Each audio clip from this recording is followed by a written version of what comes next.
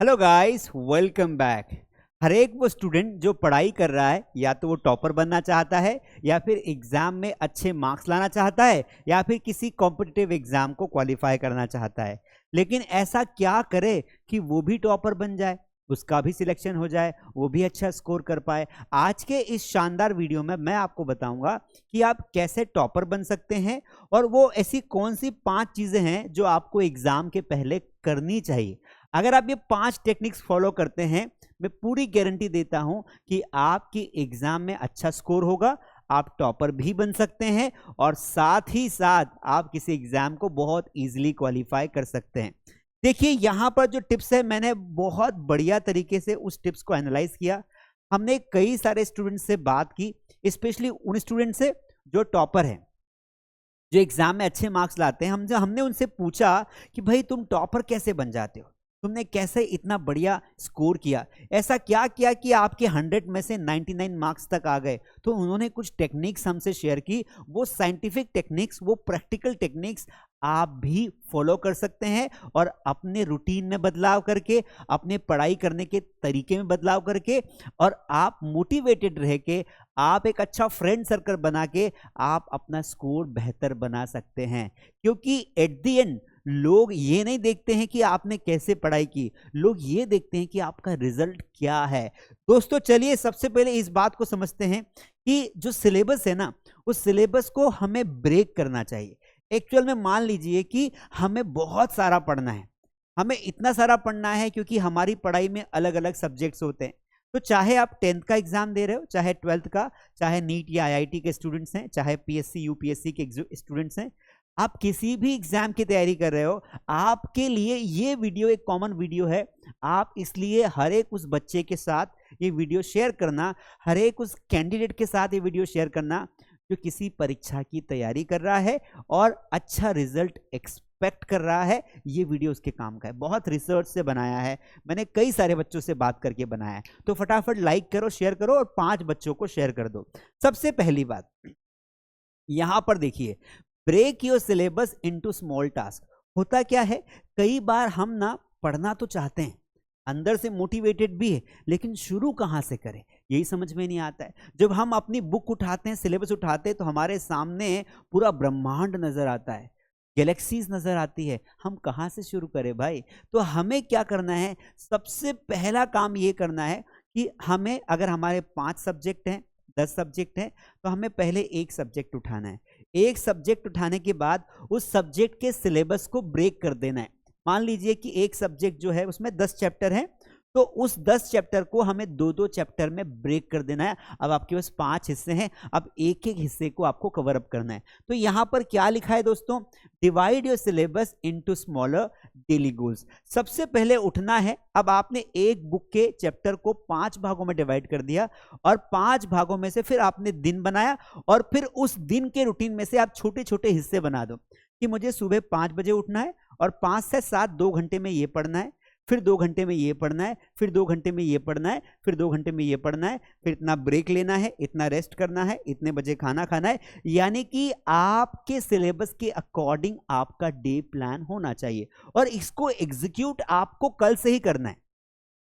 यानी कि अगर ये वीडियो अगर आप आज देख रहे हो और कमलेश सर की बात मानते हो, टॉपर बनना है, अच्छा स्कोर लाना है, तो इसको कल से ही आपको फॉलो करना है। ये नहीं कि करूंगा कब, बिकॉज सबसे बड़ी प्रॉब्लम क्या है, शुरू कब करें, कहां से शुरू करें, उसी बात पर आ रहा हूं कि सबसे पहले बड़ा सिलेबस था, सब्जेक्ट वाइज बांट दिया, फिर एक सब्जेक्ट को आपने जितने भी चैप्टर्स थे उसके 2-2 चैप्टर्स बना लिया, या एक चैप्टर बना लिया, फिर उस चैप्टर में आपने एक रूटीन बना लिया कि दिन भर में मुझे इतना पढ़ना है।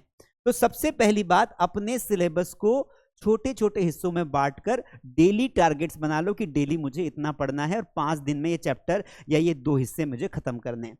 दूसरी इंपॉर्टेंट बात जो आपको जाननी जरूरी है, वो है फोकस ऑन इंपॉर्टेंट सब्जेक्ट और chapters that have more marks. आप गलती क्या करते हैं, सबसे बड़ी गलती हम करते हैं कि जो टॉपिक इजी होता है हम उसे ही पढ़ते रहते हैं, क्योंकि हमें वो इजी लगता है, लेकिन हम ये भूल जाते हैं कि वहां से कम पूछा जाएगा। पूरी बुक में से कौन से ऐसे चैप्टर्स हैं जहां से सबसे ज्यादा क्वेश्चंस आते हैं, चाहे फिर वो टफ हो या इजी हो, मैटर नहीं करता है, क्योंकि सबसे ज्यादा मार्क्स तो वहीं से आने हैं। सबसे ज्यादा क्वेश्चन वहीं से आने हैं, तो क्यों ना हम उस पे फोकस करें इंस्टेड ऑफ इस पे फोकस करने के कि यार ये इजी है और यहां से बहुत बहुत छोटा चैप्टर। नहीं, जो चीजें ज्यादा टफ है या ज्यादा मार्क्स जहां से आते हैं उनको आपको पढ़ना है।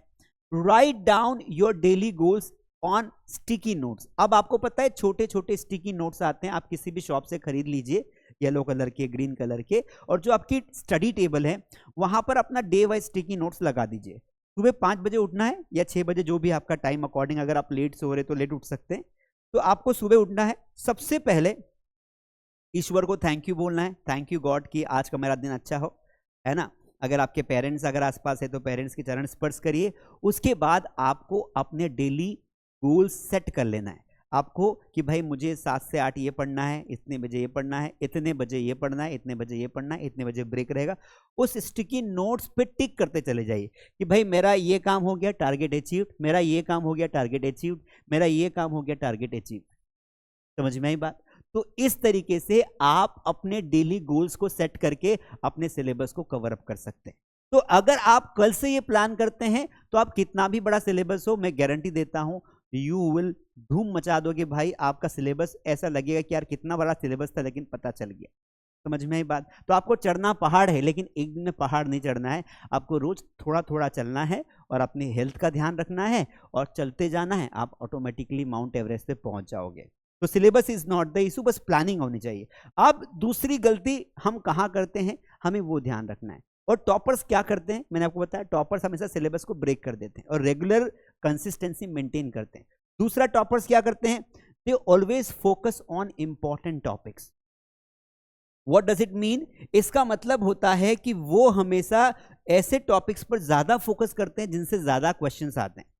देखिए, एक्टिविटीज के थ्रू मैं आपको समझाता हूं, बहुत आपको अच्छे समझ में आएगा।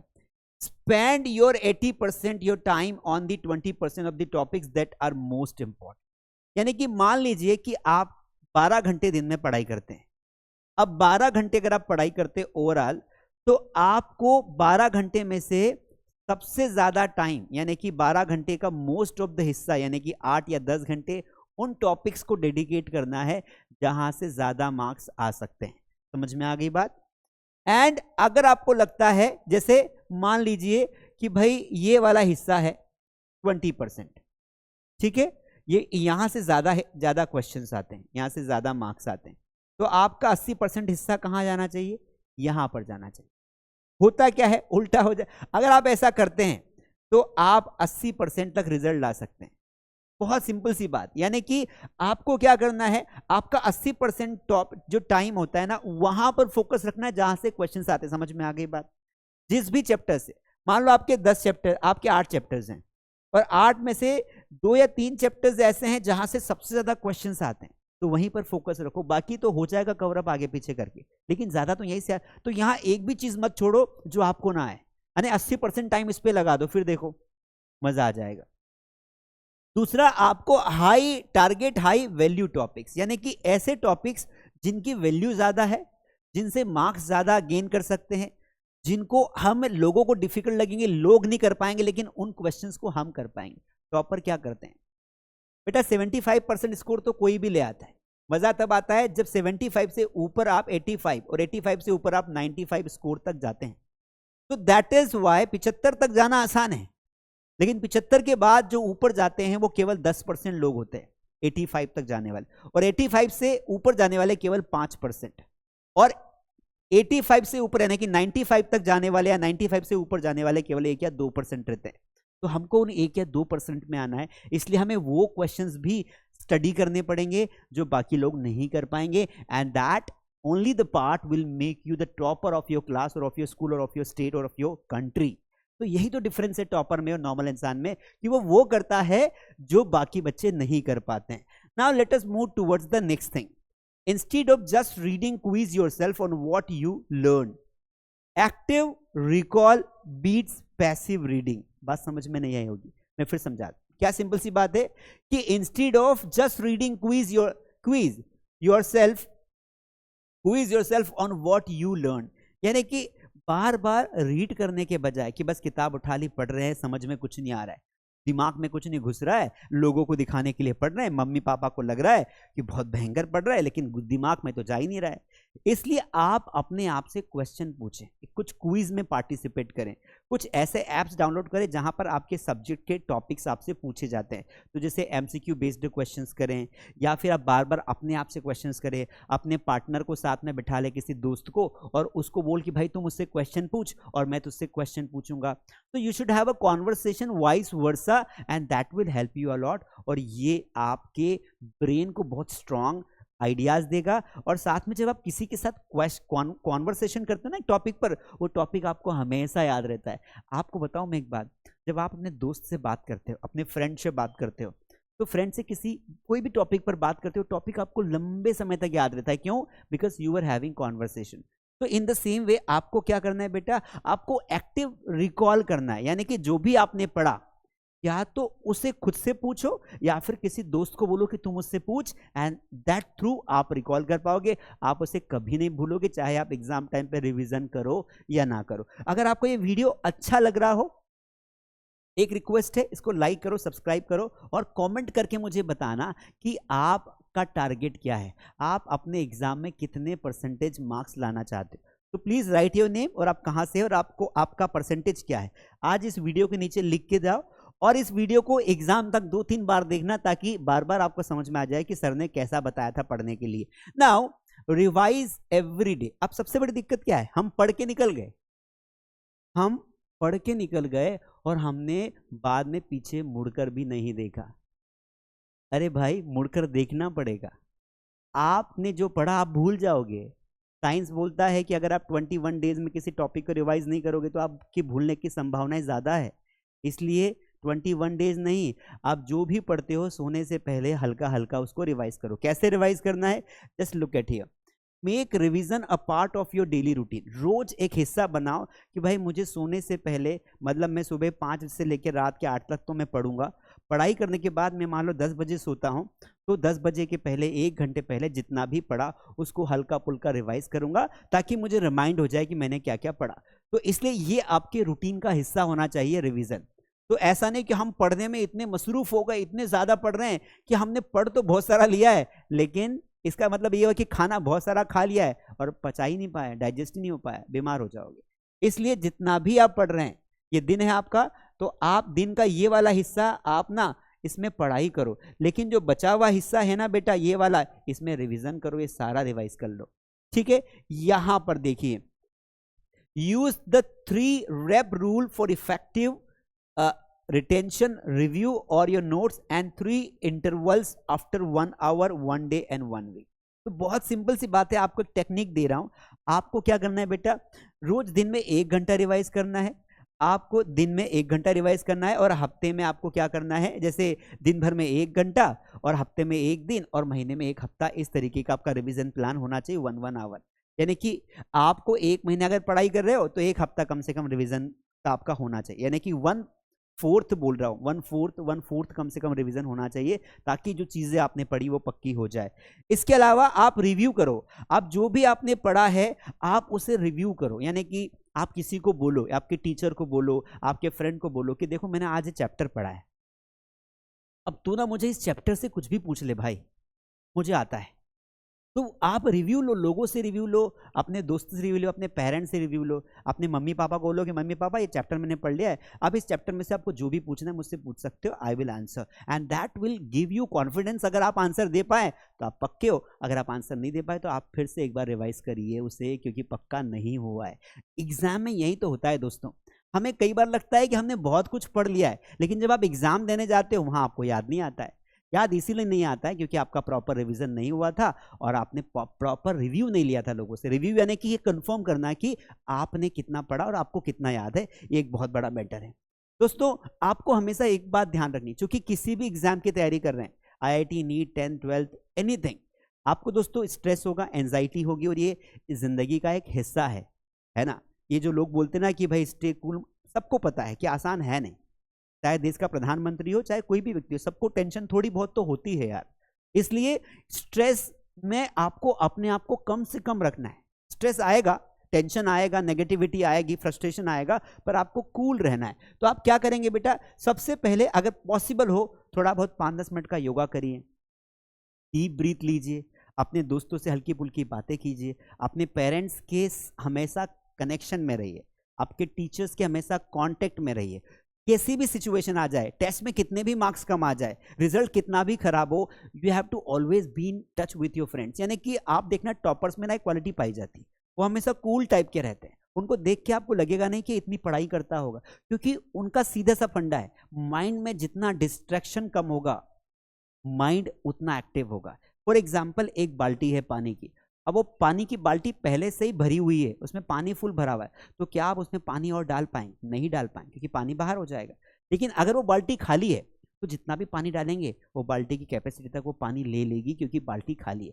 अपने माइंड को एक्स्ट्रा डिस्ट्रैक्शन से दूर रखिए, फालतू बातों से, फालतू सोशल मीडिया ऐप से, फालतू झगड़ों से, क्वारलिंग से दूर रखिए। इससे क्या होगा, आपका माइंड ब्रेन फ्री रहेगा, आप जो भी पढ़ेंगे यू विल एंजॉय, आपको याद रहेगा। इसलिए आपको क्या करना है, आप थोड़ी बहुत एक्सरसाइज करिए, सिर्फ कुर्सी पर नहीं बैठे रहना है, मॉर्निंग इवनिंग वॉक करिए, योगा करिए, स्ट्रेचिंग करिए, ब्रीदिंग करिए, इससे आप एकदम कूल फील करेंगे, आप फिट भी रहेंगे। अब दोस्तों यहां पर देखिए, आप कुछ टेक्नोलॉजी आप यूज कर सकते हैं, use technology to help you. पहली टेक्नोलॉजी क्या है, use apps like Forest to stop distractions while studying.